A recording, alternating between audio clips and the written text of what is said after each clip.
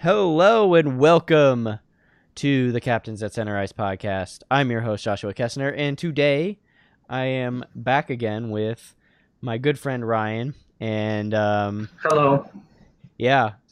and we were going to have some other people, but they had to cancel due to plans, and they're quite busy at the moment. So we have a lot on our plate to actually talk about right now because I kind of pushed this podcast back so I could try and get some more people involved, and unfortunately that just never happened. So I wanted to make sure that I got this out, though.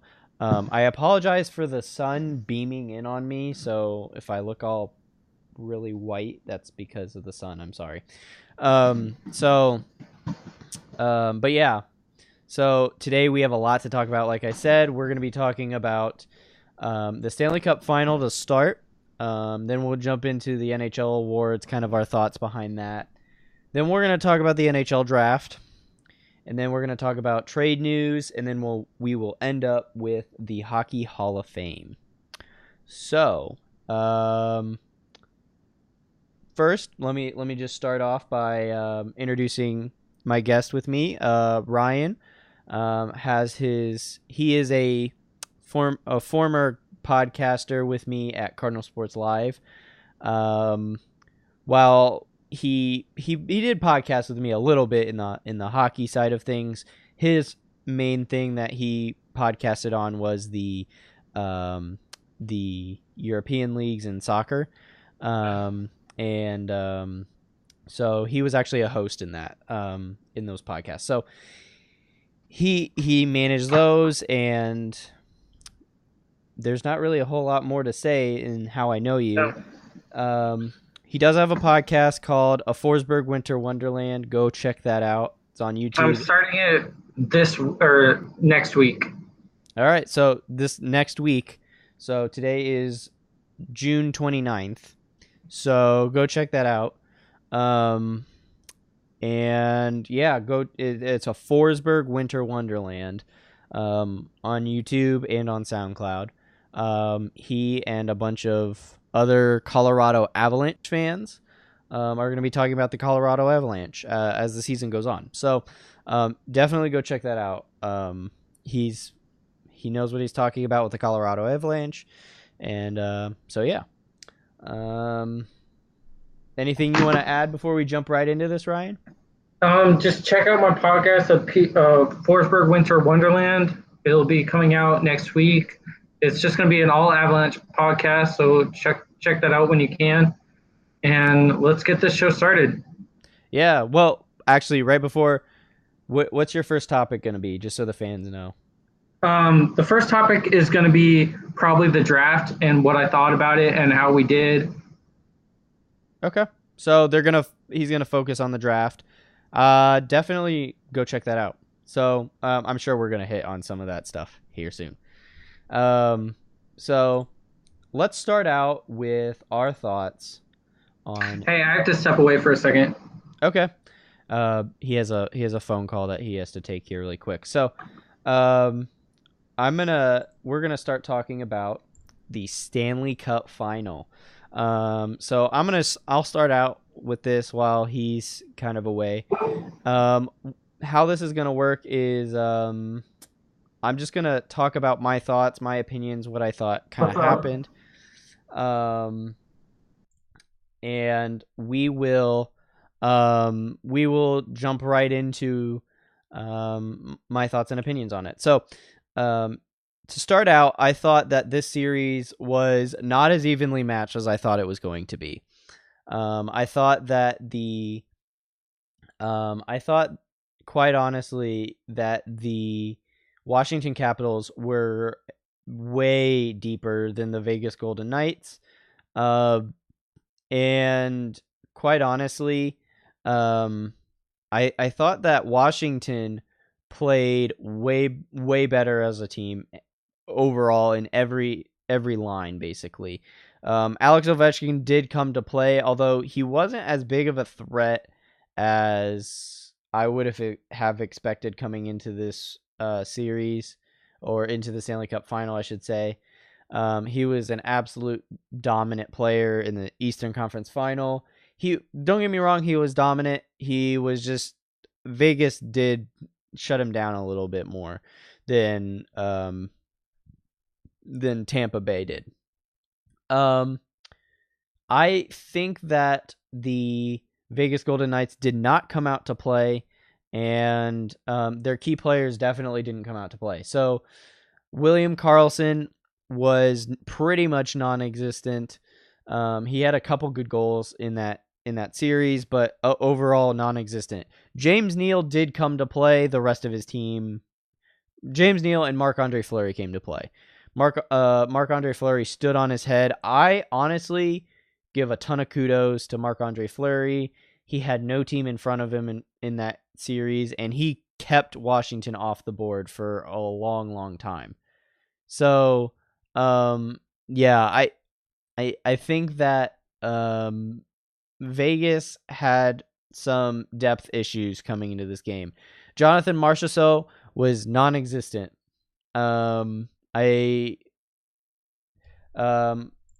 I definitely don't think that Jonathan Marchessault was in this game or this series at all. He was one of their best scorers in this series, and quite honestly, or in the playoffs as a whole, I should say. And in this series, he didn't show up. Marc-Andre Fleury definitely He the showed star up. of the team. I have to give James Neal, like I said, credit. William Karlsson, like I said, meh. Although I will say Schmidt, their defensive player, I thought he played outstanding.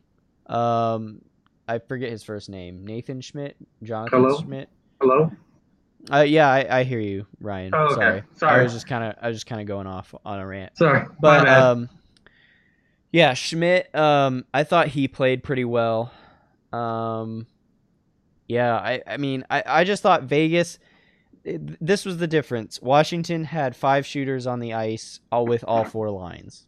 Vegas had 2 shooters on the ice with 2 separate lines, basically. So yeah, Vegas just didn't show up. They tried to play this weird defensive game. Once Washington got the lead, what ended up happening was they played strong neutral zone defense, and we couldn't find a team that was able to beat them in that. So Caps definitely came out to play, and kudos to the Caps for winning this game. I have to give credit to Braden Holtby. Definitely one of the key players of Washington, in my opinion, too. So, yeah, that was my initial rant. What about you, Ryan? What did you think of this Stanley Cup final? I thought they were, I thought they were kind of disappointing in how the Vegas Knights kind of shut down after they went down 2-1, and then they kind of just it was kind of just gave it to the Capitals. I don't think besides Flurry they were that I saw. Would you agree? Yeah, I really didn't see them come out with any energy. Game 1 and game 1 was the most energy that I saw Vegas come out with. Mm-hmm. There were a couple games that they did come out with some energy. The difference was I think Washington came out with 60 minutes of energy versus one period, or Vegas came out with a full game in game 1, but otherwise they're not for the full game. And So I thought the scoring just for Vegas was just non-existent. Like they were playing it as this was going to be a Kings versus Vegas Knights series, and that wasn't going to be the case. yeah, And I think they played it safe, and that really hurt them. I thought they played. I didn't think they tried to make any. I didn't think they tried to make riskier plays. I thought they got too cutesy with the puck. Yeah. Vegas refused to shoot. And they kept trying to do these like weird creative passing plays, which granted, you don't just want to just shoot the puck to shoot the puck, but there were times they needed to shoot the puck, and that was pretty prevalent, I think, in the series for Vegas. So, Mm-hmm. reffing wise, I thought there were a couple calls that I was very reffing overall was pretty good. There were only a couple calls that I was kind of like that they purposely let go that I was like, you need to call that. I think there was one with TJ Oshie, not the one that everyone thinks that where he like hit some dude.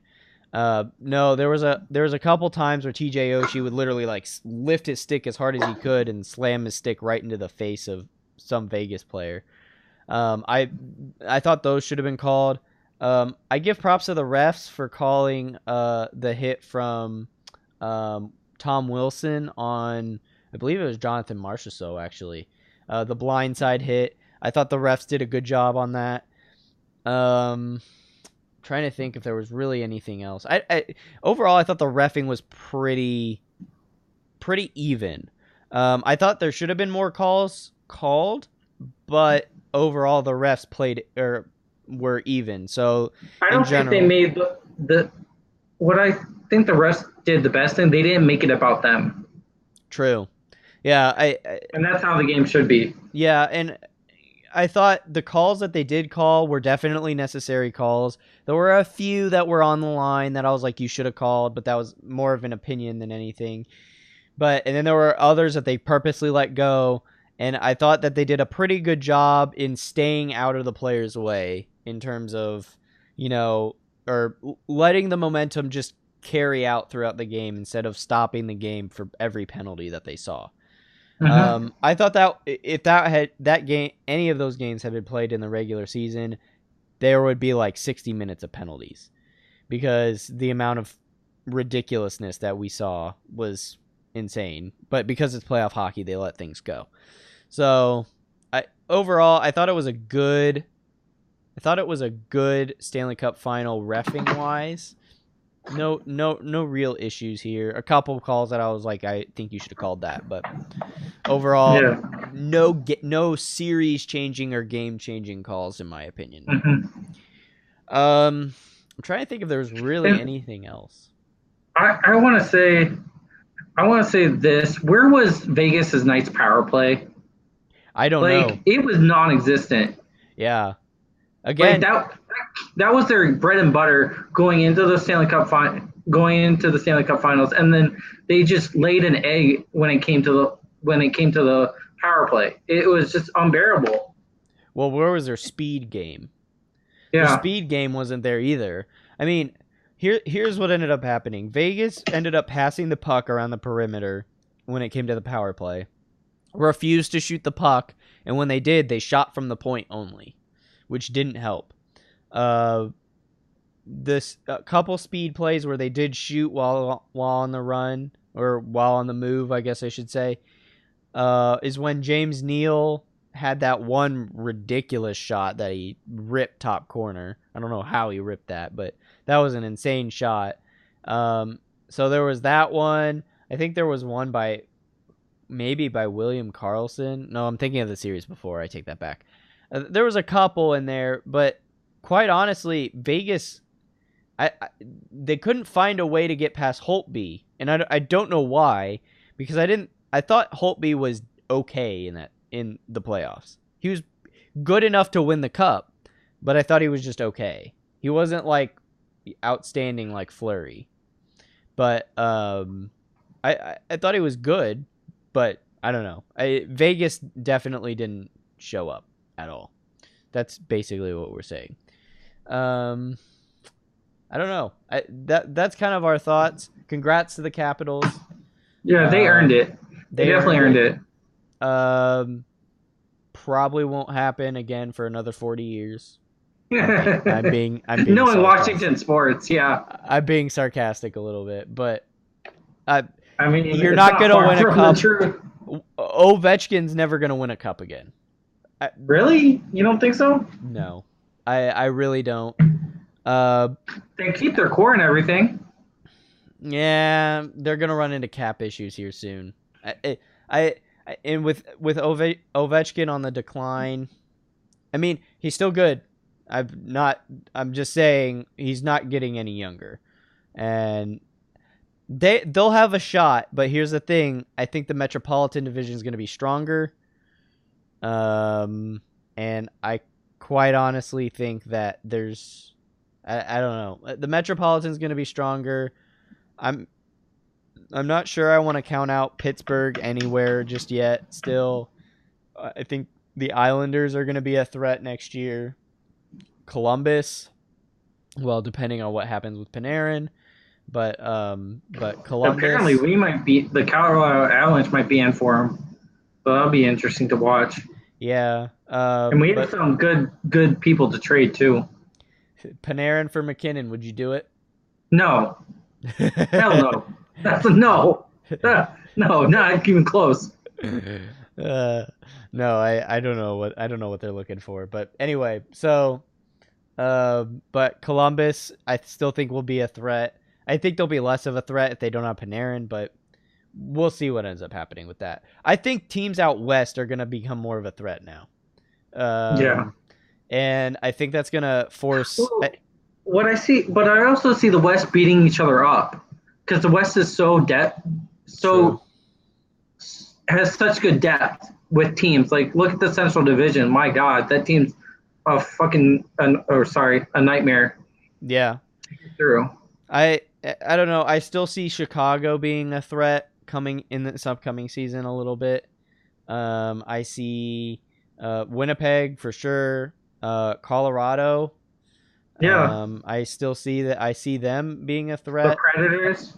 Yeah, I see the Predators being a threat. Although, I my issue with Nashville is kind of the similar. It's similar to what Washington has, which is like they have a ton of depth, but for some reason can't seem to finish. Yeah, And I don't mean just in goals in general. Like they had a perfect opportunity last or 2 years ago, or last it was last year, last year. when they played Pittsburgh. I think they Yep. had a perfect opportunity, and I knew they were gonna blow it at the time, but um, they had an opportunity to win the cup there, and they blew it. They didn't know how to finish. I Same thing. I still think Washington. Let me say this: Washington deserved to win that cup, but Washington also did get a little bit lucky. The strongest team that they had to face was Pittsburgh. Hmm. Vegas didn't show up. I thought Vegas was going to be the strongest team that they were going to have to face. I was wrong. I thought Tampa Bay was going to be the strongest team they were going to face. I was wrong on that as well. Um, Pittsburgh was their strongest team. Columbus gave them a little bit of pushback, but Columbus wasn't as deep, and their goaltending was meh. Well, Columbus had a shot though. Let's not take that away from them. True, They had a shot true. to going up 2-0 and then having home ice. So I think they kind of blew it more than anything. Uh, I would agree that they did blow it, but I still think that I still wouldn't say that Columbus was better than Pittsburgh in terms of matchup for Washington. Hmm. So I think next year with the Metropolitan, I know some people. I've talked to some people. I have a friend who's a Caps fan actually. He thinks that the Rangers are going to be a threat next year, and I looked at him and I said, "You're crazy." Yeah, Um, they have the worst owner. I'm sorry. I wouldn't one of the worst for sure. I'm not sure I would say the worst. I would Okay, say one of the worst for I sure mean, though. well, he owns the Knicks and the Rangers, and the Knicks, he's just a terrible owner for them. So I just kind of equate Yeah. it to if you're a terrible owner for them, you have to be a terrible owner for the Rangers too. Agreed. I and I mean now the Islanders are going to be a threat. I don't see a reason why the Islanders won't be a threat. Now that they But have yeah, Barzell with having another year under his belt and everything, he's going to be a seller. you have Matthew Barzell. If they can get John Tavares back, that'll be outstanding. I Yep. just saw Wallstrom. Some of his highlights in the pre scouting draft or whatever the crap it's called, the development camp. That he looks outstanding. I mean, the Islanders are going to be a threat. Now, the issue with the Islanders is going to be defense, but we could get into that goaltending, right? I actually think their goaltending's decent. They still have Halak, and Halak, quite honestly, has played pretty well for the Islanders. My issue with Halak is he's definitely not a top 10 goaltender. I think they could win. I'm going to say this. There's some possibility that the Islanders could win a cup. I'm not saying they will, and I would definitely. I think they're a little far away from that. They are, but I'm just my point in saying this is they're making the correct steps to be contenders for one. Yeah. I would agree with that. And whereas the Rangers, I will say this: the Rangers did make some good moves in the offseason. And in the draft. Were they the greatest? No. And I won't say that. The difference between the Islanders and the Rangers right now is the Islanders core is still pretty much there. The Rangers core is been shattered and spread throughout the league now. So, which, I mean, two different mentalities on that. One is break up the whole team, start from scratch, which I give respect to the Rangers for doing that. The other is trying to keep some of the key components together and continue to build around them, which is what the Islanders are doing. Anyways, I don't want to get into that just yet. So yeah, but I think coming back to what we were talking about, Washington, I think Washington is definitely a team that can push for a Stanley Cup. Not sure if it'll happen again in this. The cap issues is their biggest problem. Yeah. And I mean, they signed Devontae Smith-Pelly to a 1-year deal. I think that was kind of like, are you good or did you just get lucky this year kind of deal? I think his role is a fourth liner, and yeah, and he knows his role, and he's just a role player, and I think he gets that. Yeah, I will say why he took the 1-year deal. I don't think he would have taken that 1-year deal if he thinks he's better than that. Yeah. I mean, they still have TJ Oshie, who I thought was okay. He wasn't amazing, but he wasn't awful. I'm glad he got to raise the cup, though. True. And it was cool to see TJ Oshie. I mean, in St. Louis, watching him play, he was kind of like forced to play this weird role that he wasn't good at. And in Washington, now that he has teammates around him, it's kind of a little bit more easier for him. So it was good to see him hoist the cup because he wasn't going to ever be able to do that in St. Louis. Yeah. So that was good. Ovi, obviously, for a lot of people, watching him lift the cup was okay. Him winning the cup was probably the best thing to social media ever. To watch him do what he did on social media was just A+ TV. Yeah. See, it really was. He didn't stop partying for a whole week or whatever. That's the dream right there. Yeah.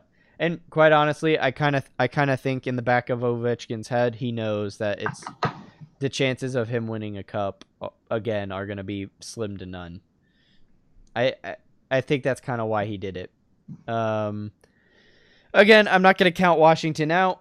I just think there's some things that there's other teams that are going to come back into the fold that are going to be stronger, better, whatever, going to force Washington to play better. And obviously it's tough for Washington to win a cup. I thought they struggled enough to win this year's cup. They weren't like the Penguins who like breezed through the league and won the first cup and then won the second cup with some struggle.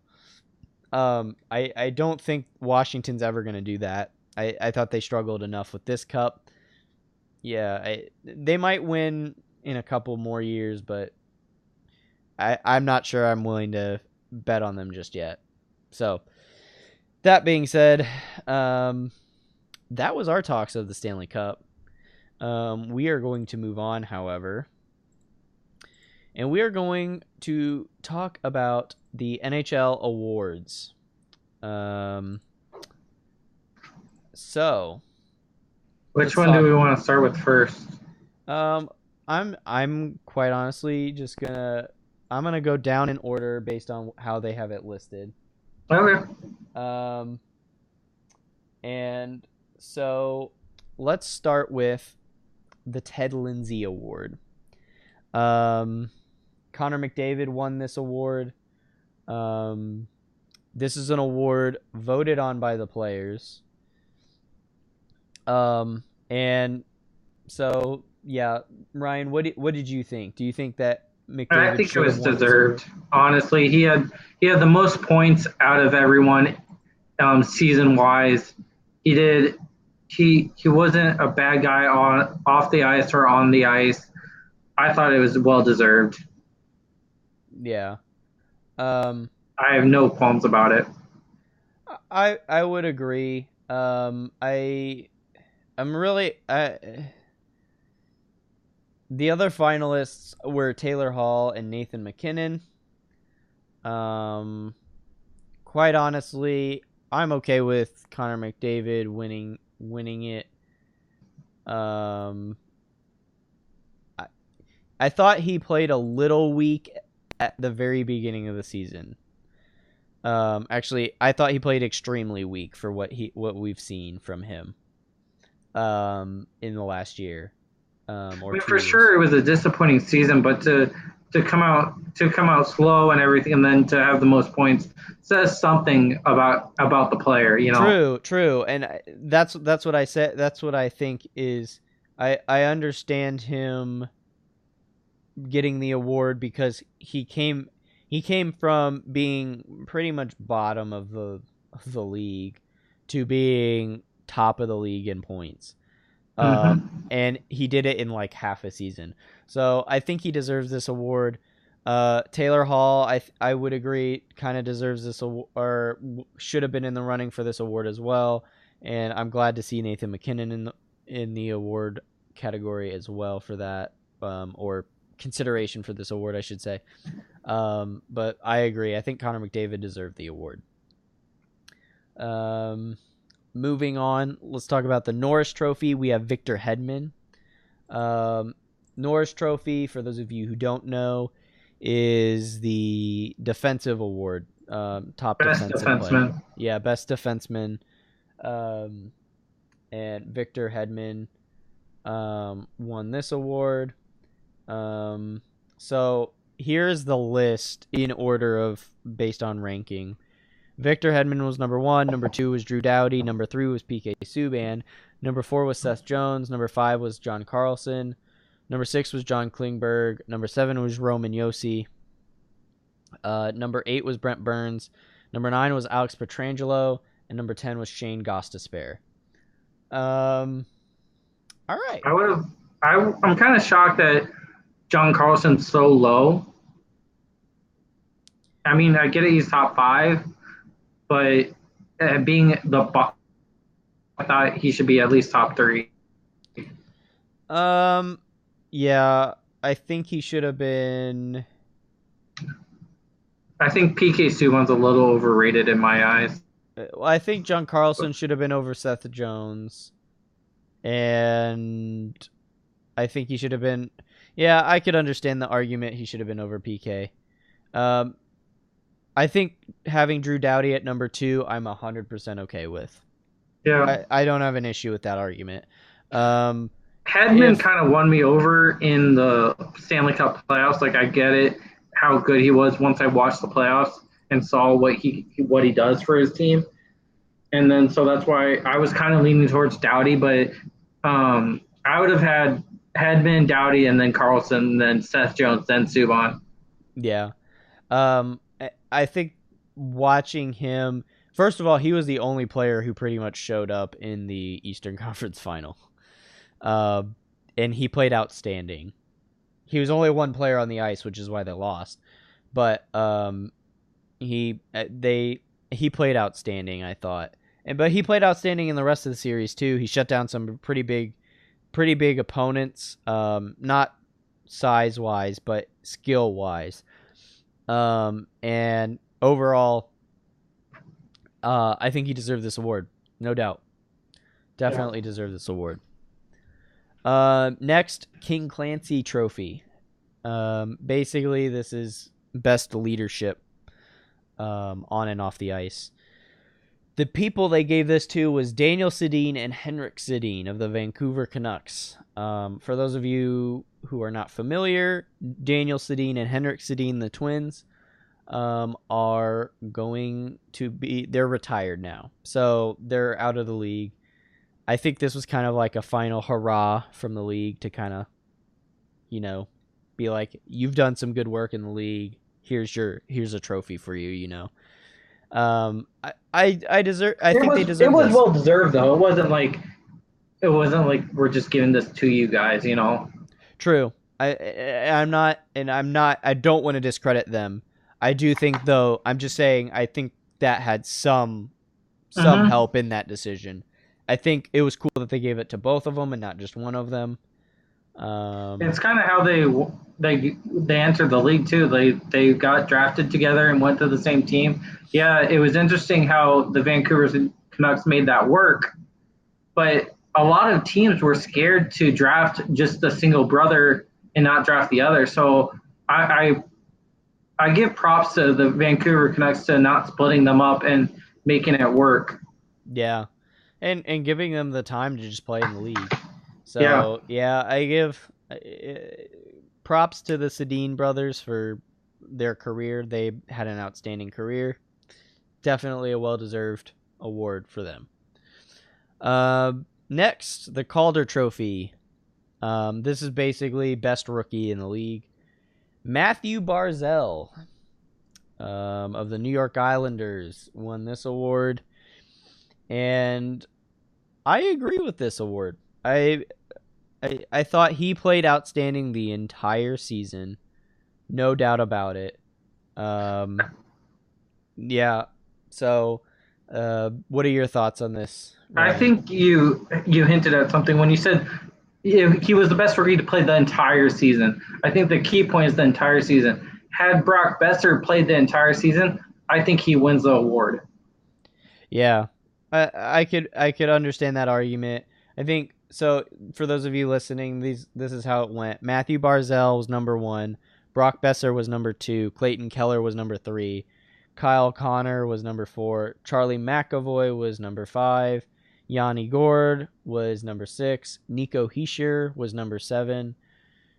Pierre-Luc Dubois was number 8. Will Butcher was number 9. And Alex DeBrincat was number 10. Man, there are some people on this list that make me go, you were in this list, why? I think it's pretty evident from what I said. When you put Brock Besser only had half the season and he still won second place, I think that says a lot.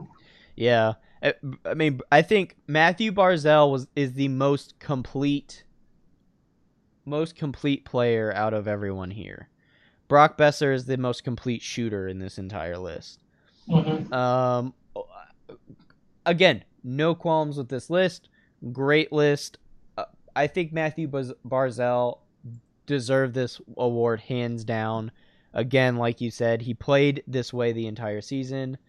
I would just caveat with had Brock Besser played, I think he would have won it. That's my only caveat to it. I think Matthew Barzal had a great season. It's just I think Brock Besser was having a better season.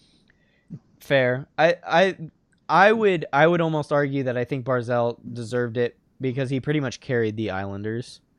Mm-hmm. And he brought an entire team to where they were in the standings.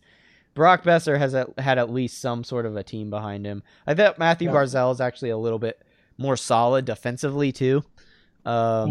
I don't know. That's just me. Again, you can make I think Brock Besser and Matthew Barzal are pretty even in terms of this list. I think they both could have easily deserved it. But I agree with Matthew Barzal on this list. Moving on, Lady Byng Trophy. So William Karlsson of the Vegas Golden Knights won this. Basically, Lady Byng is best sportsmanship, if you want to think of it that way. So William Karlsson of the Vegas Golden Knights won this. Here is the list for that. William Karlsson was number 1. Ryan O'Reilly was number 2. Alexander Barkov was number 3. Anze Kopitar was number 4. Jared Spurgeon was number 5. Mark-Edouard Vlasic was number 6. Alex DeBrincat was number 7. Austin Matthews was number 8. Number 9 was Claude Giroux, and number 10 was Connor McDavid. So based on this list, I don't have an issue with William Karlsson winning it.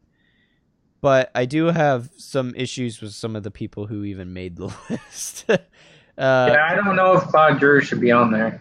Claude Giroux somehow made it on there. Mark-Edouard Vlasic, really? Like, okay.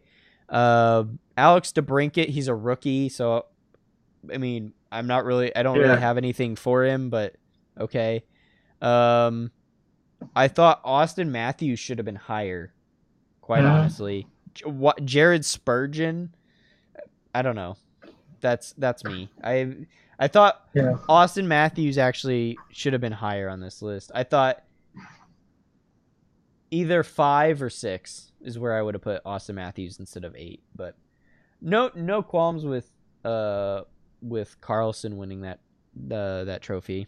What are your thoughts on that, Ryan? No qualms on it. I don't really know William Karlsson as the man, so I can't really knock him for that. And I've seen his play. I don't think he's a dirty player at all. But I kind of agree with you with some of the people that are on the list.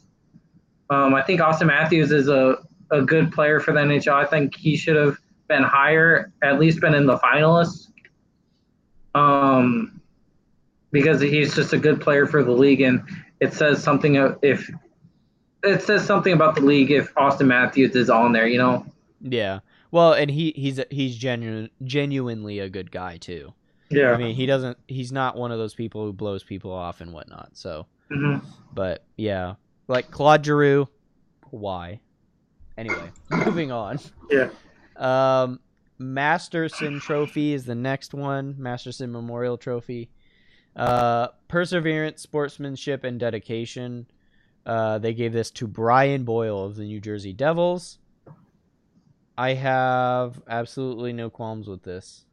The other finalists were Roberto Luongo of the Florida Panthers, Jordan Staal of the Carolina Hurricanes.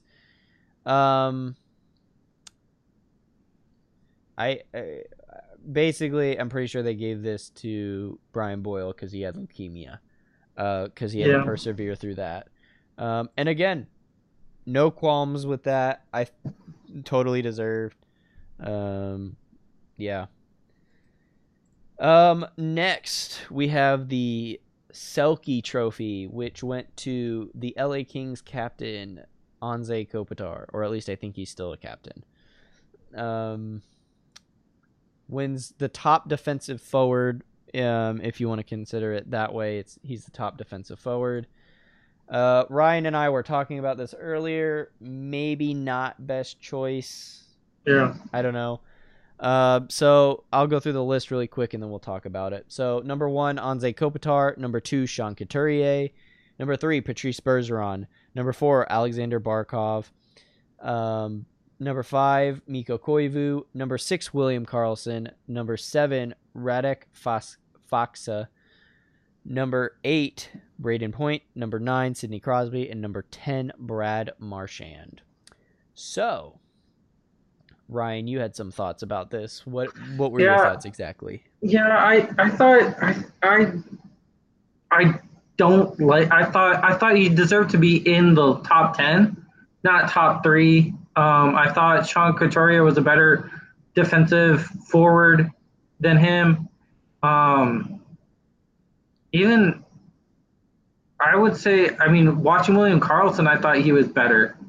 I thought he outplayed Anze in the first round of the Stanley Cup playoffs.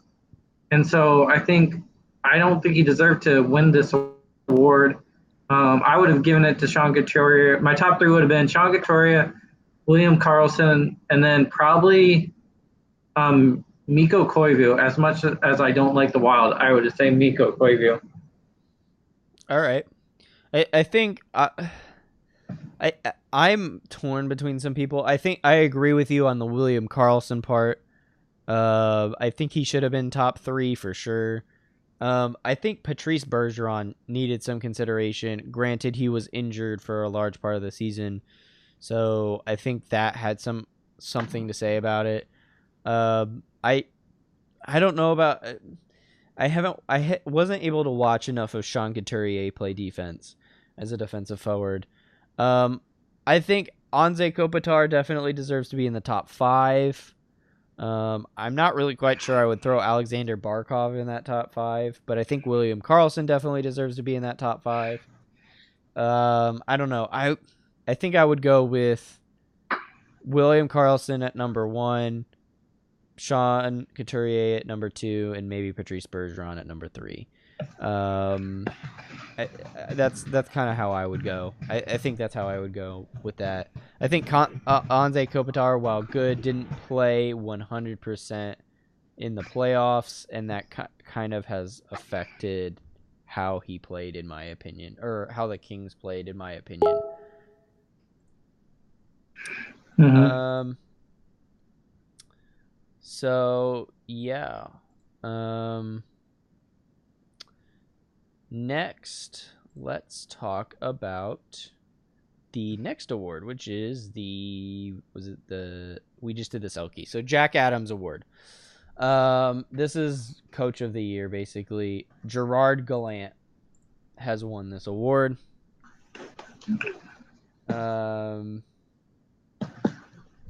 So Gerard Gallant has won this award, and he won Coach of the Year, clearly. Yes, he did. I don't have any issue with that. I do have an issue with Bruce Cassidy beating out Jared Bettner for a second, because Jared Bettner literally took the Avs from last place to a wild card spot in the playoffs in one season. Fair. I think that deserves a little bit more consideration than, and given the fact that the Boston Bruins have a really good roster, I think Bruce Cassidy should have been third. Yeah, I could understand that. I think Bruce Cassidy, quite honestly, has been in the league for 2 years, 3 years now. So I could understand that argument that the Colorado coach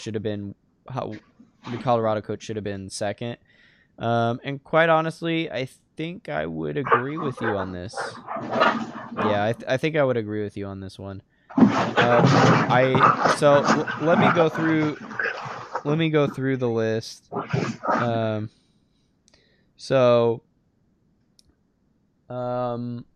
Gerard Gallant number 1, Bruce Cassidy number 2, Jared Bettner number 3, Paul Maurice number 4, Peter Laviolette number 5, John Hines number 6, Pete DeBoer number 7, John Cooper number 8, Mike Sullivan number 9, and Randy Carlyle at number 10.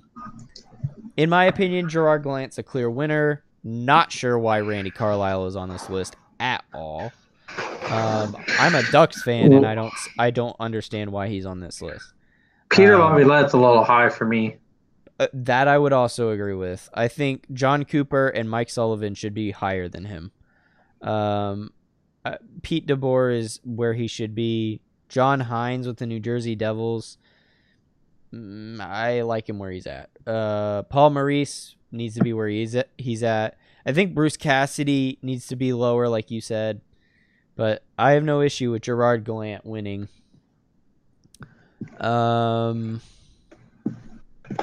Yeah. I think that's everything. Do you have any other thoughts on the Jack Adams Award before we move on? No, my only thought, and this, I know it sounds biased that coming from an Avs fan, that Jared Bettner should be higher, but to take where the Avs were finishing last year to now it's just night and day, and he deserves a little bit higher consideration. That's my only thought. Fair.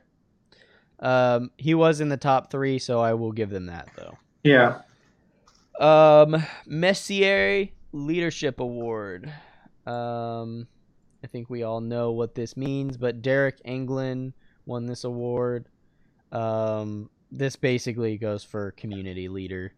Is how, if you want to think of it that way.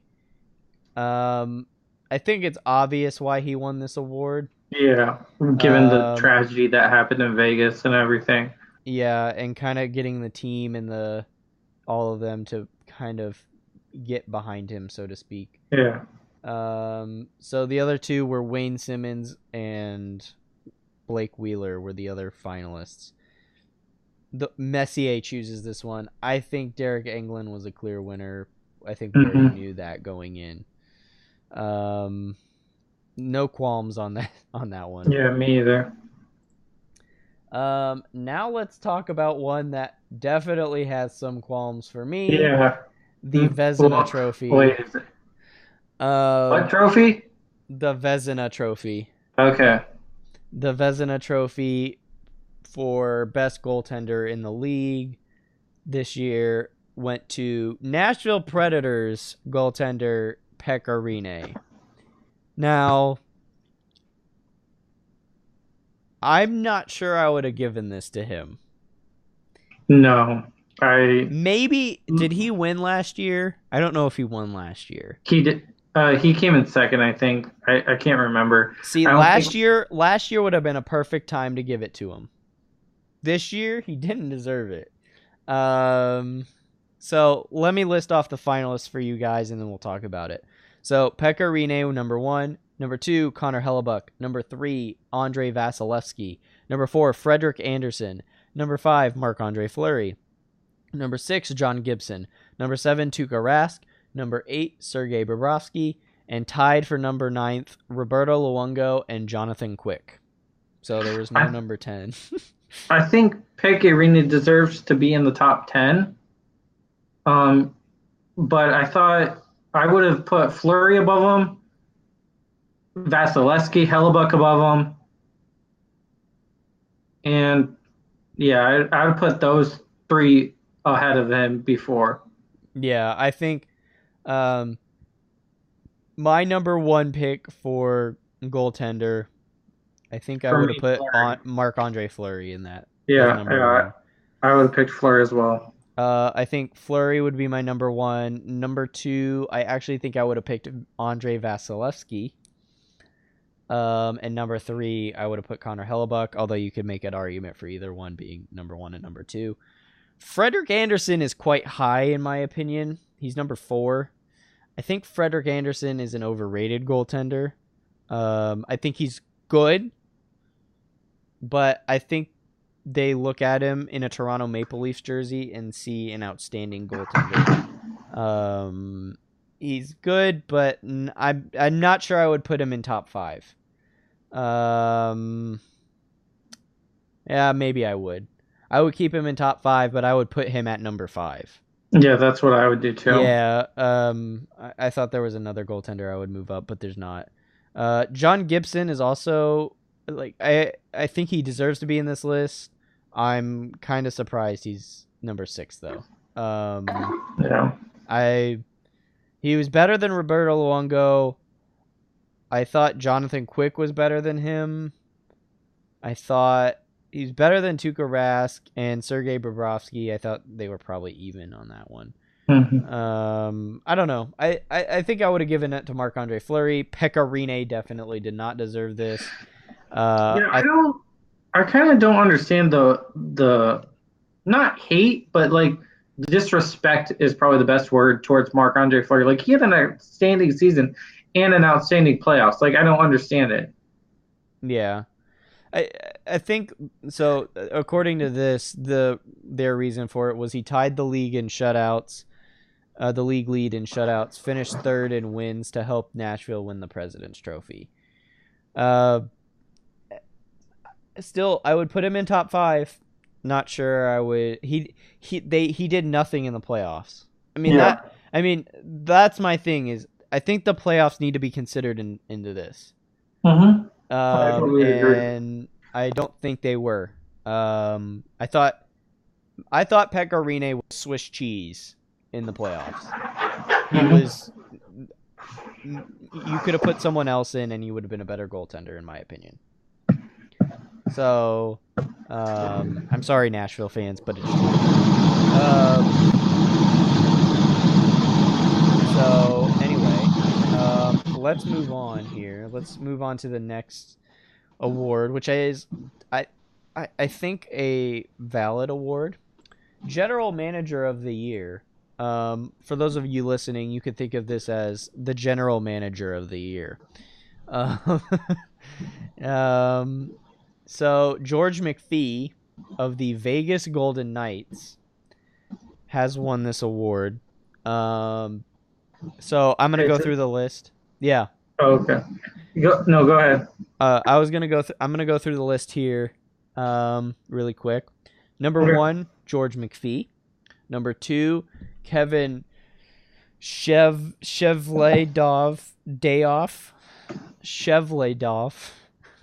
I'm sorry, I'm very bad at pronouncing that name. Steve Yzerman, Don Sweeney, Joe Sakic was number 5. Number 6 is Brian McClellan. Number 7, Ray Shero. Number 8, Ron Hextall.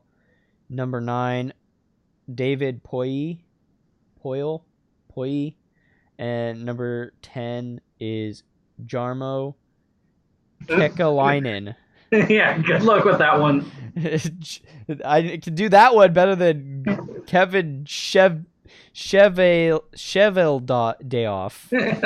I don't know. It's a Russian name. Yeah.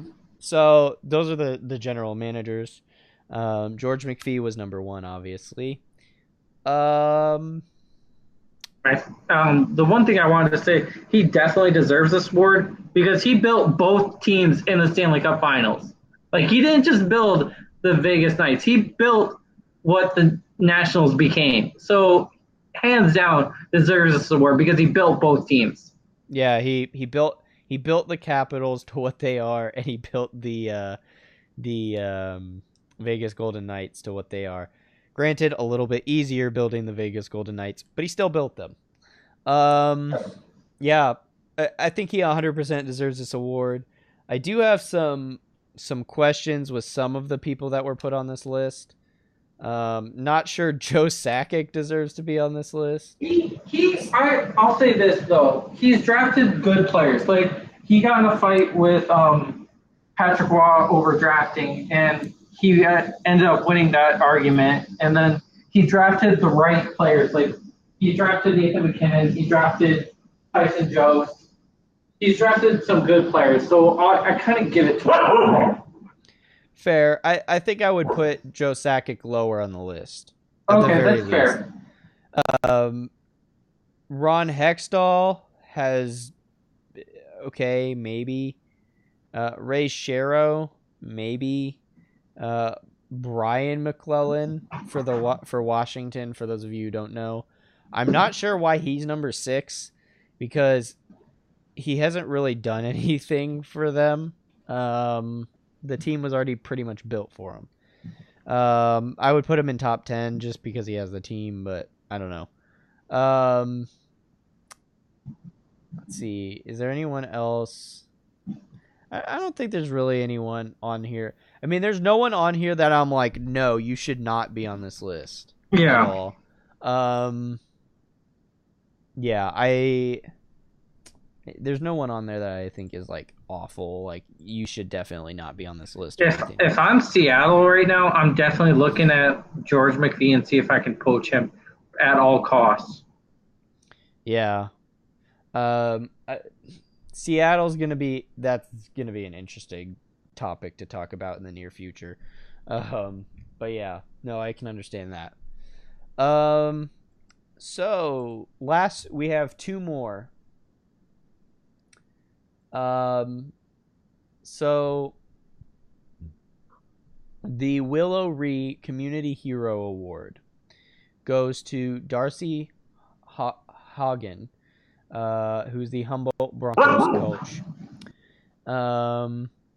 He won the Community Hero Award, obviously, because his team got in a very violent and deadly bus crash, and we all feel for them. Yeah. Definitely deserved. I have no qualms with that. Yeah. There should be. There's no other discussion really with that. There's Yeah. nothing else to really talk about. Yeah. So final thing, Hart Trophy. You can think of this as NHL MVP. So This is the one that I had the most qualms about. fair. To be honest, I think. Number one winner, Taylor Hall of the New Jersey Devils. So I will list them off for you, the players who are in this list, and we will rant about it here in a sec. So, number 1, Taylor Hall. Number 2, Nathan MacKinnon. Number 3, Anze Kopitar.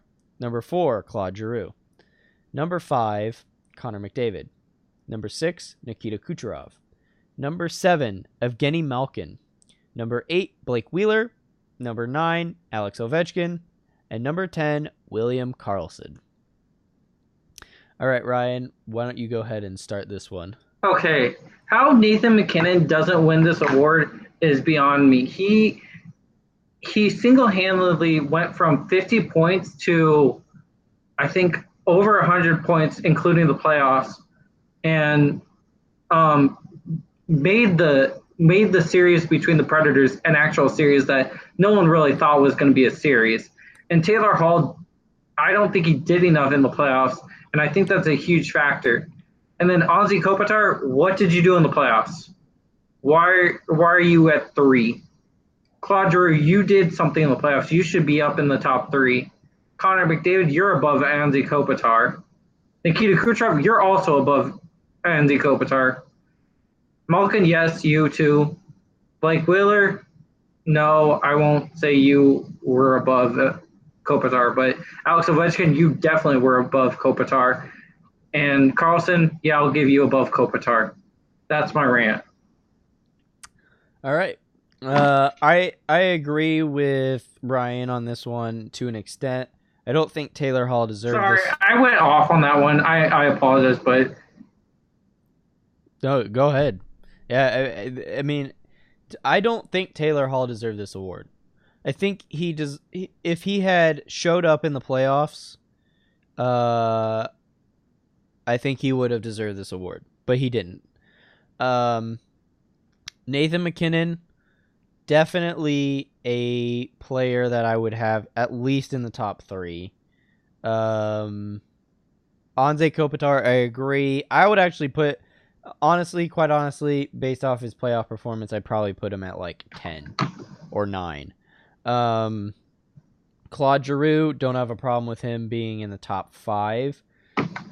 Connor McDavid, kind of tough to put Connor McDavid in this list because he wasn't in the playoffs, but I'd probably put him at, I don't know, maybe top 5, maybe. Nikita Kucherov, definitely top 5.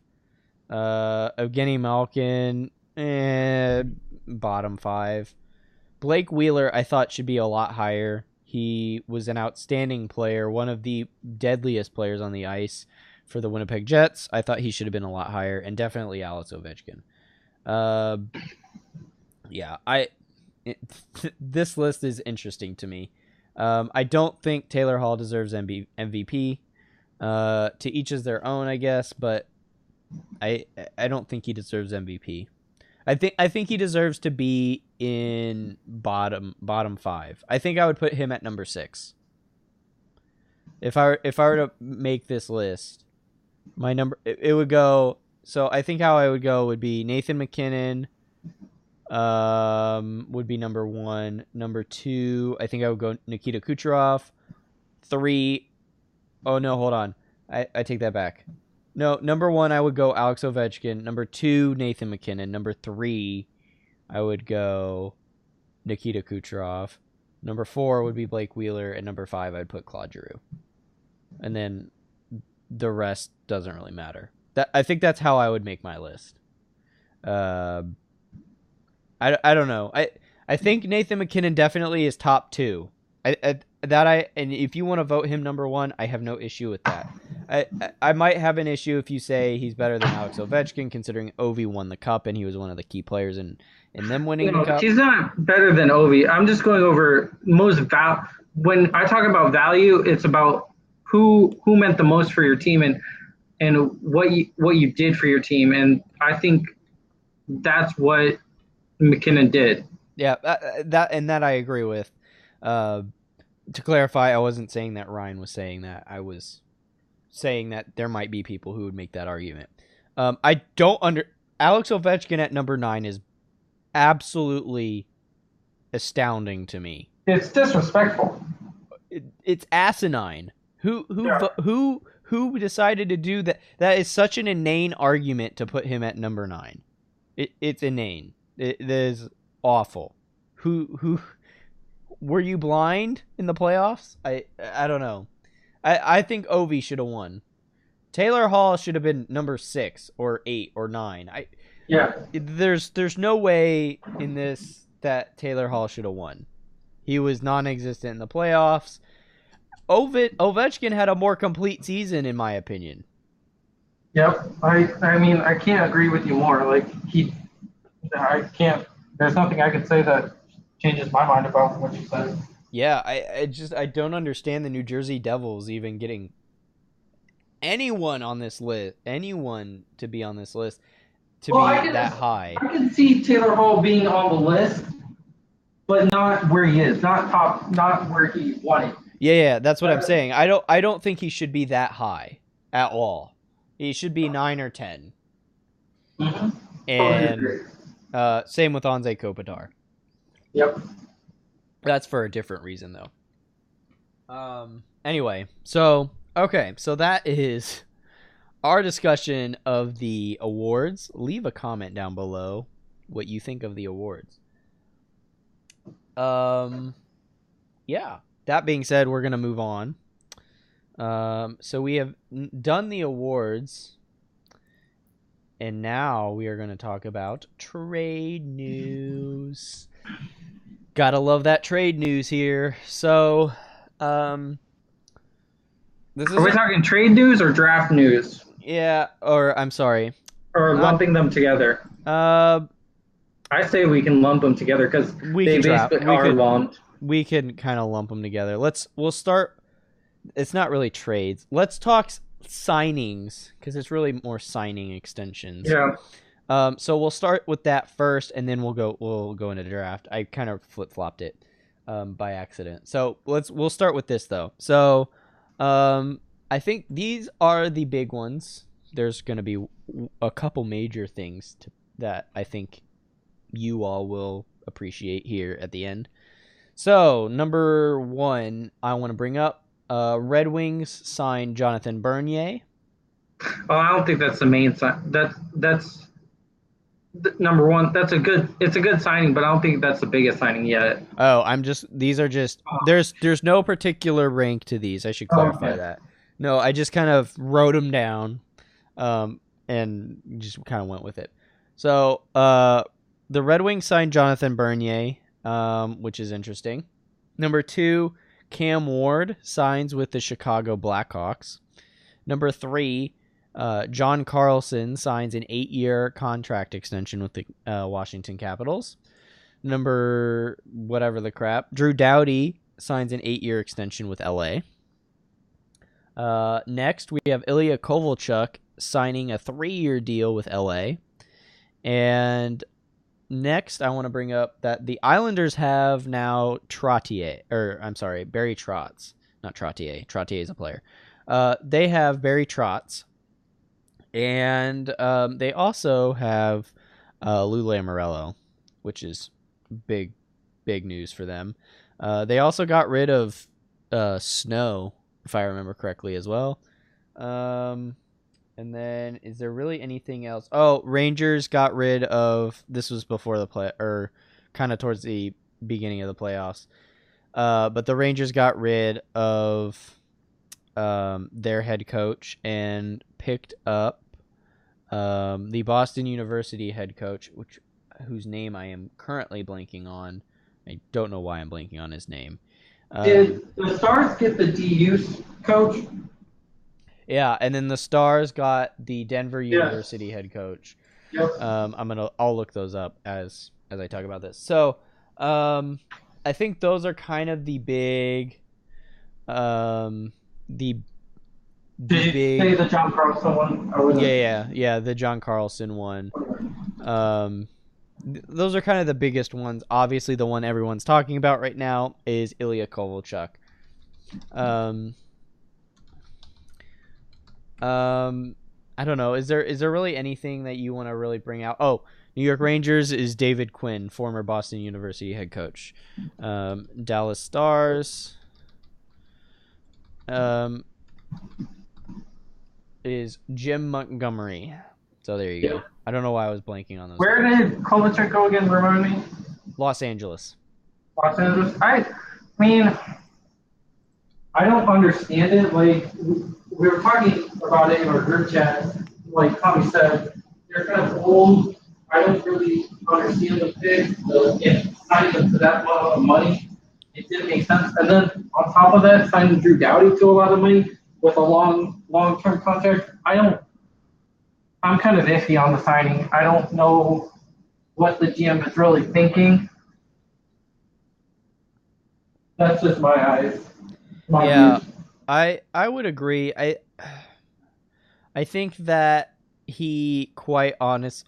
This is the issue with Ilya Kovalchuk. He's 35 years old. He hasn't played in the league for 3 years. 3 years, right? Five, maybe 5. He hasn't played since 2013, right?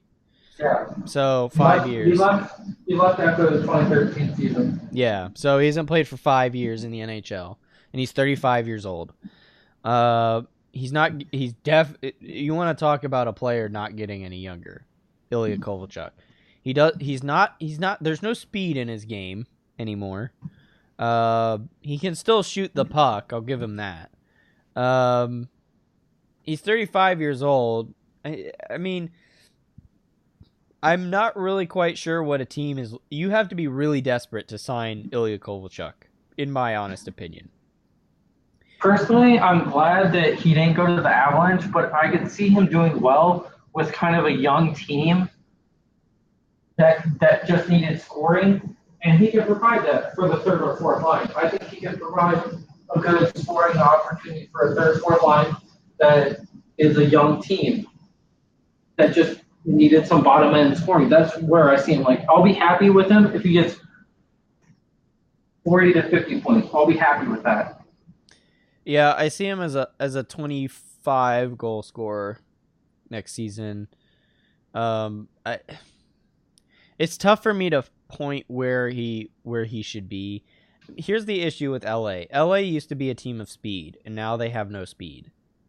Well, they don't have no speed, but they have very little speed compared to some other teams. And I think Ilya Kovalchuk he definitely doesn't help that cause. And like you said, it's a big money spend for the LA Kings. I don't understand why you would sign Drew Doughty at such a massive price and Ilya Kovalchuk at such a massive price. I remember seeing a couple Kings fans in comments like 2 years ago being like, our owners have screwed us over because now we've hit cap space and we have a bunch of players who we have to deal with that are still in our cap space, salary and whatnot. So, the interesting thing is Slavo Voinov is still on their payroll, and he's not even in the league anymore, but he's still on their payroll due to contract. So they have to still pay for him. So there's a player right there who they're still paying for, who not even on their team, not even producing anything for him.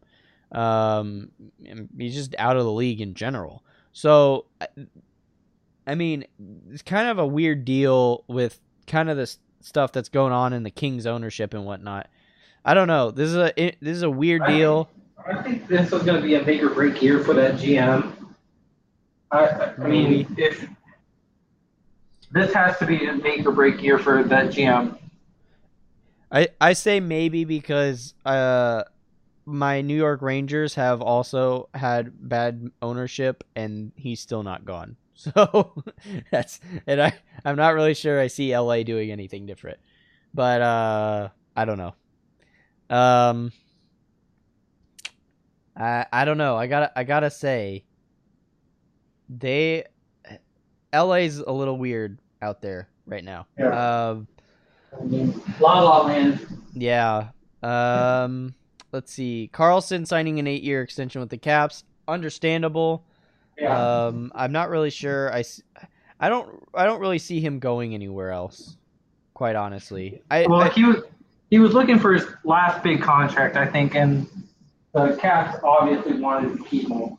So I yeah, think it was a mutual benefit for both teams. And I think he's 26, right? So yeah, I think the 34 8 year, I think that's well spent if he's yeah, 26.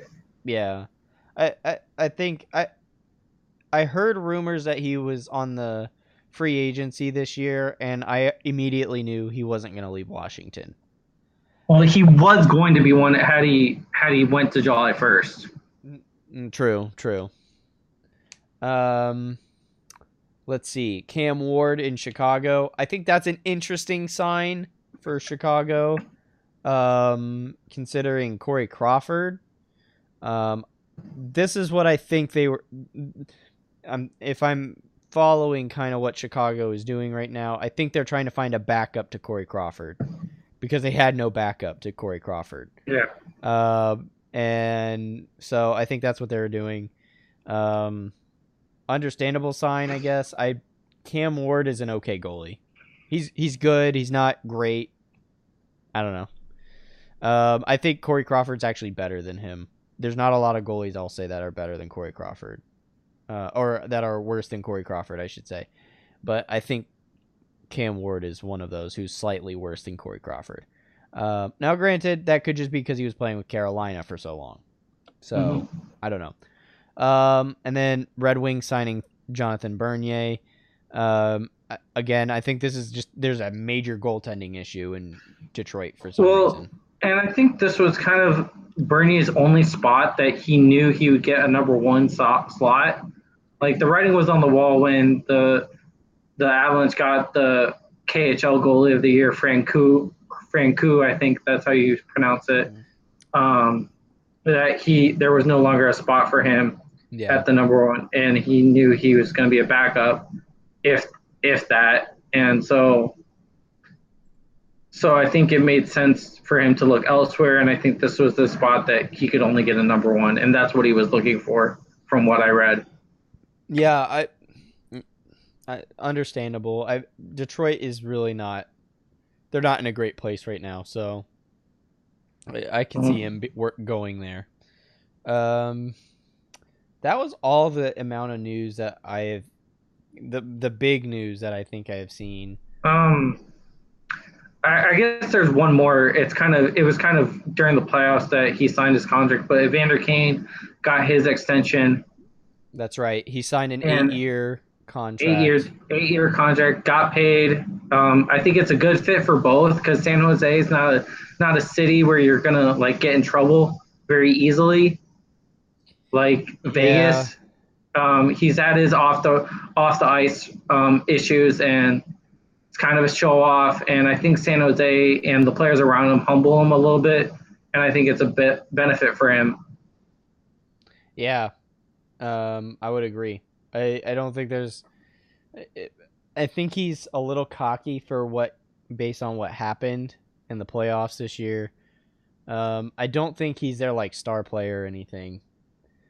He will be due to how old their roster is.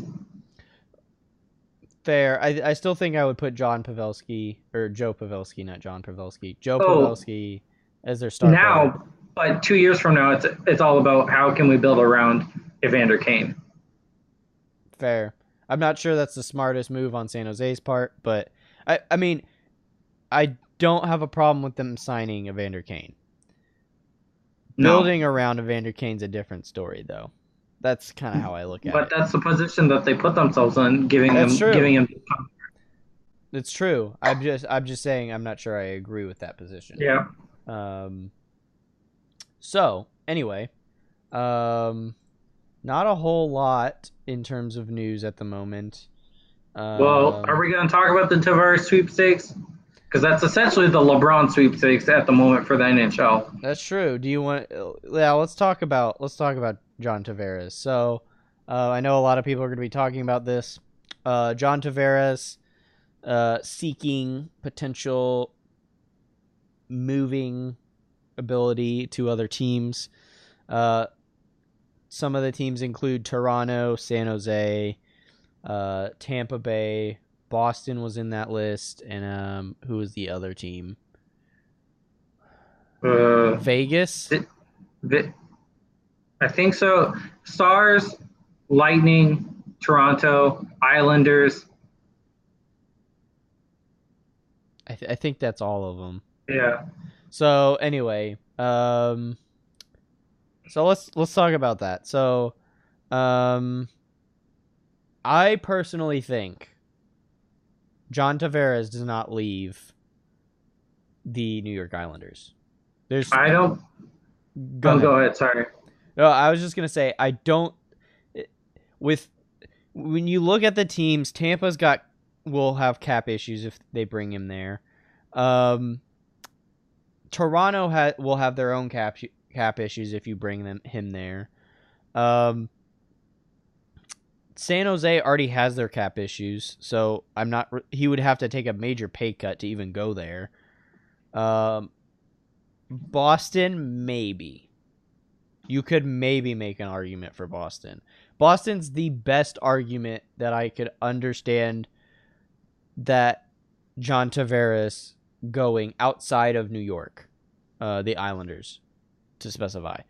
I don't see him going anywhere else unless he took a major pay cut, which could happen because Marian Hossa was one of those players who took major pay cuts to be on championship teams. He took a major pay cut to be on the Detroit Red Wings in the mid 2000s, and again took a pay cut to be with the Chicago Blackhawks, and he's won 3 cups already. So, yeah, I mean, I could easily see him staying with the Islanders. I don't see him taking a massive pay cut in order to be with Tampa Bay or San Jose or Toronto. I'm not sure I really see it. I don't see him with the Lightnings because I don't see him getting a number 1 slot at center. Fair. The Bruins, I definitely don't see him getting a number 1 slot. Maple Leafs, it's going to be iffy. Yeah. And I think the Islanders and the Sharks are the only legitimate contenders to give him what he wants. And I assume that's the number 1 center spot. Well, and, yeah. Go ahead. And so I think that's where he's looking at it. And I think the Islanders have the most cap space. So I have to agree with you that he stays. Yeah, I mean, the question remains: is he more focused on I want to be on line 1, the number 1 center of the team, or do I want to win a Stanley Cup? Because here's the thing. Granted, the Islanders can win I think that Islanders have good possibility to win a Stanley Cup in his lifetime with the Islanders if he stayed. The question is, does he want to increase those odds?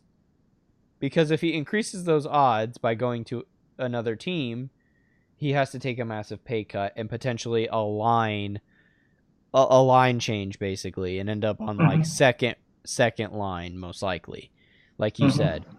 But if he wants to stay with the Islanders and keep that first spot, he still has a possibility of winning a cup. Not the greatest possibility, but he still has a possibility. That's kind of how I see it. So, I don't know. So going off that argument, I would want to believe that he wants to win a cup. That's why you play the game. Right. If you want, if I'm him, I go to the Lightning and take a pay cut.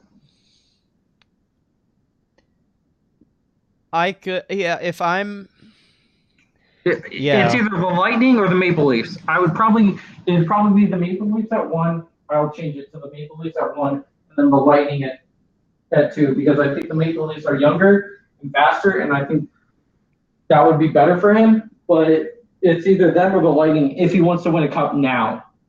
Well, and then there's another logical argument that people also say, which is they did this with Stamkos. He wants to play in his home country and play for Toronto. Um, Again, logical argument. Probably if you're John Tavares is the weakest decision making maker for you out of all of them, out of that list, which is you should be focusing on a Stanley Cup. Maybe if you want to focus on which line are you going to be on, are you going to be captain, that kind of thing, and then are you going to be playing for your home country? That's a little like it might help, down but the list. yeah, that shouldn't be your main decision. I don't know. I just he doesn't fit with San Jose. He's not. I don't see him as a big, bulky, heavy player. I don't see him doing that. And not only that, but San Jose has to get rid of Joe Thornton and some of these other players that are on their roster still, who are ridiculously old, who I have no idea how they're still in the NHL. Actually, I don't have no idea. Joe Thornton's still a pretty good player. Playing for San Jose, he's getting really close to retirement. I'll just say that. So I don't know if I'm John Tavares. If it were me and I was John Tavares, I would take a pay cut, like you said, and potentially go to Tampa Bay. It would depend on what they offered me and what I'm getting out of it. But yeah, I would potentially consider that. For me, it'd be the Maple Leafs, Tampa Bay, then the Islanders. Fair. I think if he went to Toronto, he would definitely be second line, probably with like Patrick Marleau. Mm-hmm. That's kind of how I see that. I honestly, yeah, you know what? I think I would go to Toronto, because if I went to Toronto, well, I don't know. Tampa Bay had some issues, and Toronto both had some issues. I don't know. Neither of those teams are teams that are like they're good for sure going to win a cup in the next 2 years, 3 years. Well, I think adding Tavares speeds that up. True. I think Tampa Bay's on they're going to be on the decline soon. I think this year is definitely this year and next year are their make or break years for winning a cup. After that, they're going to really start to decline. That's why I think you hedge your bet and go with Toronto, because they're younger. Yeah, if I'm Tavares, that's what I do. I mean, Austin Matthews is only going to get better. I mean, you could easily mentor him. You're both centers. You're both outstanding players. You both have to think ahead. I mean, that's kind of how I would look at this as well. But I quite honestly still think of him in New York. I'm not really quite sure I see him leaving at the current moment. I don't see him leaving with the Islanders. Barry Trotz helps with that. Lou Lamoriello helps with that. Not to mention Matthew Barzal is still on the Islanders, who's kind of helped with that. And then they got Wahlstrom just recently, who looks pretty decent. And quite honestly, they signed a bunch of decor in the draft. They got a bunch of decor in the draft. So, I don't know. I agree. I think he stays with the Islanders. So, I don't want to beat that with a dead horse, or beat that like it's a dead horse. So I'm gonna move on, if that's okay with you, Ryan. No, that's fine. And we're gonna talk about NHL draft. I know we kind of were going to talk about this for a long time. And we've been needing to talk about it. So, NHL draft. We're going to talk about the winners of this draft, I don't really want to focus on the losers. I think Yeah. the winner. We'll just talk winners, and then after that, we will move on into the Hockey Hall of Fame. We'll talk about that. So, um, yeah, let's talk about this. So, who do you think? What teams do you think really won in this draft I this think year? the Sabres won. As it looks kind of weird, but I think the Colorado Avalanche won. Um, and I want to say I think the Red Wings won in this draft as well. Those would be my three winners. Fair. I think my winners are. I think Buffalo was an automatic that they were gonna Yeah. win. Oh, I forgot Buffalo too. Yeah. Or, I think my three are New York Islanders, Buffalo, and then I would throw Colorado as a third in that as well. mhm. And then the Red Wings would be a fourth. Because the Red Yeah. Wings got some steals out of that. Not really quite sure how, but they did. Mhm. But I think the reason the Colorado Avalanche won, they got um Philip Grubauer for goalie, and then they got Brooks Orpik. Well they ended up buying out Brooks Arpik's contract. Yeah. So I So so they only really got Grubauer. But what I like about what they did was they literally got Sam Girard, who was a top first round pick from the Nashville Predators. Ottawa's first round pick of next year, Philip Grubauer, and then a third round pick from Nashville as well. And then, so I think they're going to be a winner of this year's draft and next year's draft yeah. because they'll have at least two top 20 picks, I think, next year. Dang. Yeah. So Colorado looks like it might be a potential contender if they play their cards right. Yeah. Um, I would a runner up in terms of a winner, in my opinion, would be Chicago. They made some smart moves in picking defensemen to rebuild their defensive core. I thought that was really smart on Chicago's end.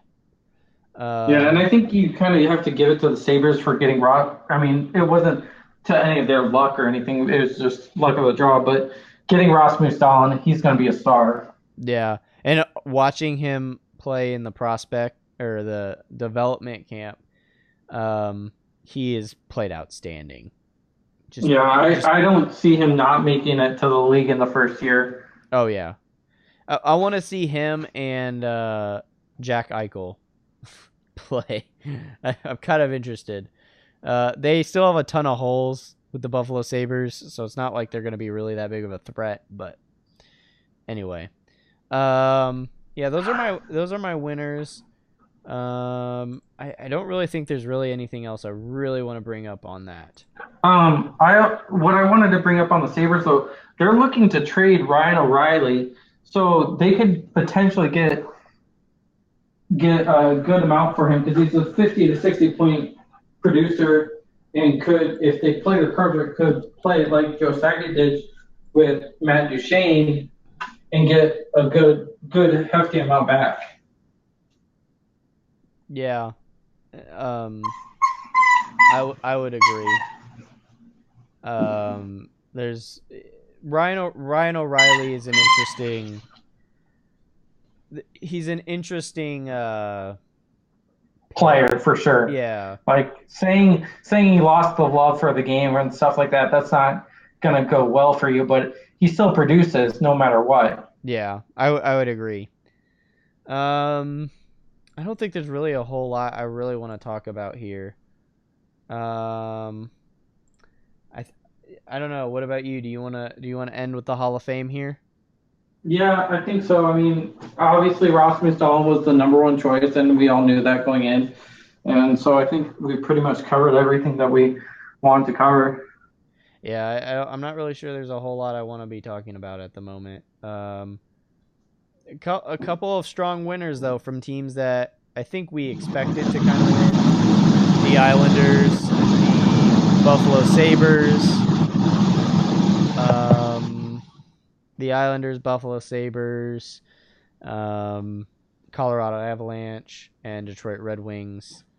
I think those are the teams to pay attention for. Chicago's a runner-up in that list as well. So let's transition into the Hockey Hall of Fame. So if you have not been, if you've been living under a rock, actually, no, this is actually quite hard to, or quite easy to miss, actually, if you were not paying attention to the NHL. I should say that. But the Hockey Hall of Fame has been announced for this upcoming year. So these are the finalists who have made it into the Hockey Hall of Fame for 2018. Number 1, Marty Brodeur of the New Jersey Devils. He's a goaltender. If you don't know who he is, go look him up. He's outstanding. If you don't know who he is, you're not a fan of hockey. Agreed. I was just being nicer about it. Number 2, Marty St. Louis. Actually, his name is Martin St. Louis. I call him Marty. They have Tampa Bay Lightning, but he ended his career with the New York Rangers. But yeah, he played with Calgary and then went to Tampa, won a Stanley Cup with Tampa, and then went to the New York Rangers, went all the way to the Stanley Cup final, lost in the Stanley Cup final with New York. Definitely deserves to be in that list. Next, we have Alexander Yakushev. Played on the Soviet team. So yeah, he one of the stars for the Soviet Union. Next we have Willie O'Ree of the Boston Bruins. If you don't remember, there's an award named after him that was given out. He played for the Boston Bruins a long, long time ago. He was the first black hockey player, if I remember correctly. Yeah, and what was shocking was it still baffles me that they weren't wearing any sort of helmets in that era. Like, that's still like. I know. I play today, and I don't know if I could ever play without a helmet. I don't understand it. It baffles me. Yeah, I don't know if I could ever play without a helmet. Granted, people can lift the puck now. Back then, the puck stayed on the ice all the time, but still. I mean, I'm sure it flew up when you had a wrist shot or something. Well, sort of. Not as high as some of the people can lift it now, because the blades were pretty straight back then. But the hockey stick blades, I should say, not the skate blades. But yeah. I don't know how they did it, and especially the goaltenders. I think it's pretty special for Willie O'Ree. Like, I give the credit to the NHL for getting him in there. But I mean, that's pretty special to be the first black colored person. And I would like to see more African Americans in the league, and not only in the league but in lower leagues too, because there's a lot of opportunity than other sports. Yeah. It's just I think it's a money thing. Yeah, I can understand that, but there's a lot more opportunity there than, say, basketball or football. Fair, agreed. Moving on, I'm gonna save the worst for last. But the next one I want to bring up is Jana Hefford of the Brampton Thunder. She's the only female inductee of the 2018 class. She finished her career in the National Women's Hockey League, which started like 2 years ago, and is the NWHL's all-time leading goal scorer, with 252 for the Brampton Thunder. Then starred for the same team in the Canadian Women's Hockey League, in between roles on 5 different women's ice hockey teams at the Winter Olympics. And she's a Team Canada winger. So, Yeah. Overall, yeah, she definitely. I have no problem with her being in there either. This is the one I definitely have an extreme issue with. Like I almost flipped the table the moment I saw this. Gary Bettman, the current NHL commissioner, is being inducted into the 2018 Hockey Hall of Fame. Yeah, I don't. You got this one. You got this. Yes, you heard me right. For those of you hearing, Gary Bettman, the current NHL commissioner, is being inducted into the Hockey Hall of Fame. I don't know how. I don't know how. He is. I mean, okay, so I will give him this credit. This is the only credit I'm going to give him. Only credit I'm going to give him. He's added 7 NHL teams to the league, including the 2017-2018 Stanley Cup contending Vegas Golden Knights. Okay, fair. I will give him that. But I think pretty much any team or any commissioner would have added those teams or been willing to expand the league. I don't know. He's done too much to annoy me in my time watching hockey. I don't think he's that great of a commissioner. There's a reason he gets booed. Well, I think that's a trend over all commissioners that they just generally get booed. But I think the point stands that he gets booed more than others. Yeah, he's definitely one of the. Well, I shouldn't say that. He's definitely not a great commissioner.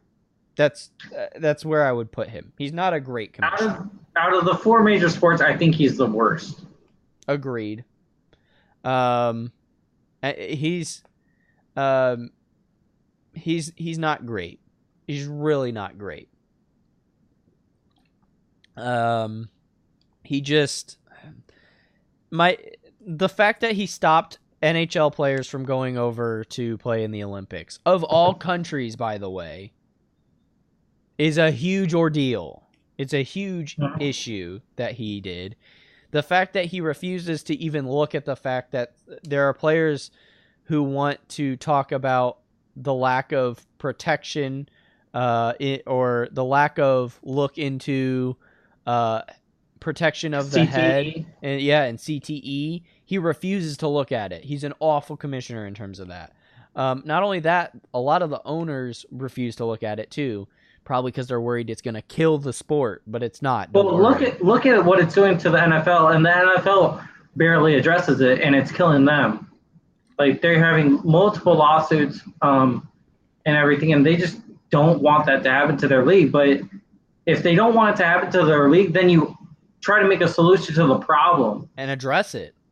Yeah. They're doing what the NFL did before the CTE reports came out from that doctor, the concussion that came from Will Smith's concussion movie. Yeah. And they're basically following the footsteps of what the NFL did, and it's not the way to go. Yeah. They're gonna get bit real hard. Yeah, I agree. And it needs to be addressed. It needs to be addressed. Now, you're never going to completely remove concussions from any sport. That's just there's concussions in soccer. Yeah. Like you're not going to be able to, and that's I won't go as far as to say it's a non-contact sport, but it's definitely a lot less contact than hockey or football.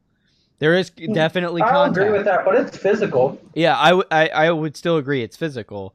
It's definitely not like it's not as heavy contact by any stretch of the imagination. You're more likely to get a concussion in hockey and football than you are in soccer. Yeah. Oh. So and you can't remove concussions from any sport. So, but that being said, I think hockey has enough loyal fans to continue to play the sport if this continues to get addressed. Football, on the other hand, I'm not really quite sure. But definitely hockey, I think the fans are loyal enough that they're not going to... I mean, hockey has been on the back burner in terms of popular sports for a while. Well, soccer's right behind you guys, so Yeah, but my point in bringing this up is the fact that I think a lot of hockey fans are still fans of hockey, even though it's not a top 2 or number 3 yeah. sport. And the same thing I would say with soccer. Same thing with soccer. Mhm. Football, on the other hand, I think people kind of just have a loyalty for a team, but there's not. There's a lot of people who are loyal to teams in football, but they're not loyal to the sport. And Yeah. I don't think that's the same thing in hockey. Yeah. So, I think that means something. And again, Gary Bettman, address the situation. Address the situation. He's been pretty bad about that.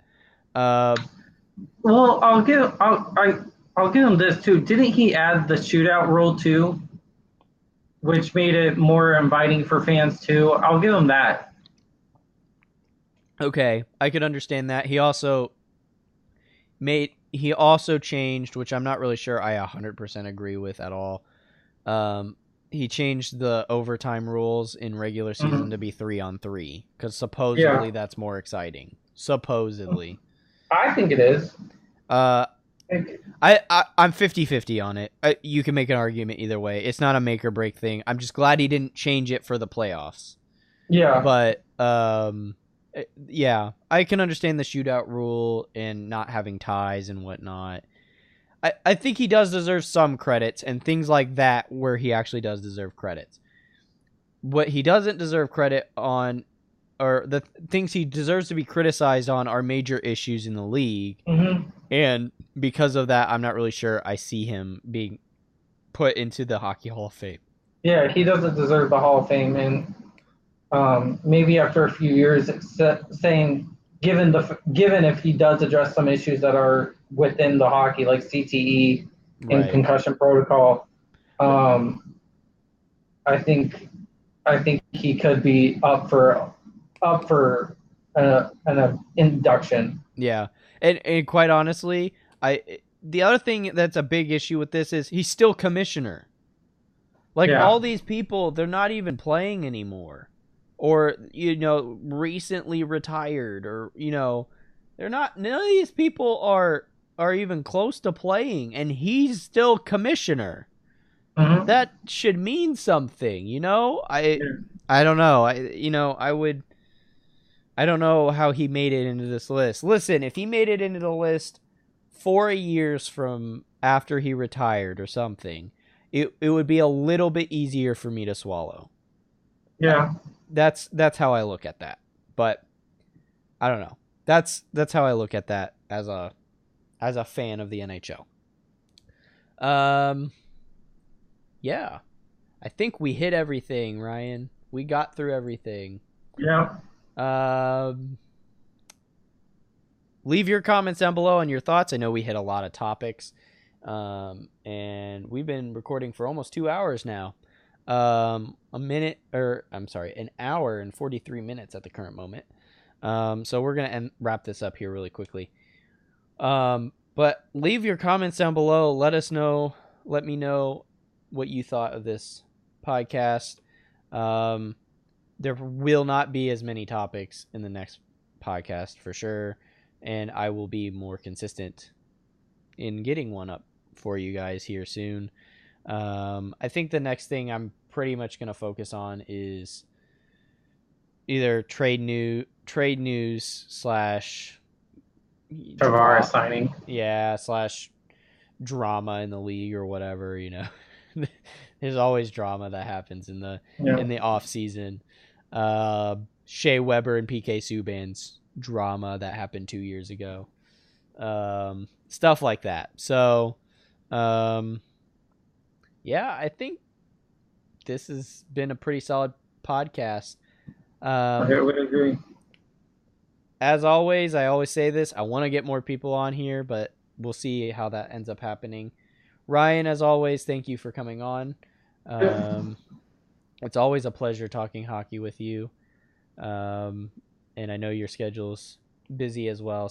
But I thank you for coming on. It's always fun talking Mhm. hockey with you. No problem. Um, yeah. I don't have a whole lot to say. Leave a like, comment, and subscribe. As always, I will talk to you guys later. Check out his podcast, A Forsberg Winter Wonderland, on YouTube and on SoundCloud. And they're going to be talking about drafts and trades and stuff in the next podcast, which is their first podcast, which starts next week. So, yeah, check them out. Check Ryan out. For A Forsberg Winter Wonderland. Yep. So, with that being said, I will end it here. Thank you guys for watching and listening, and I will see you guys in the next one. Bye.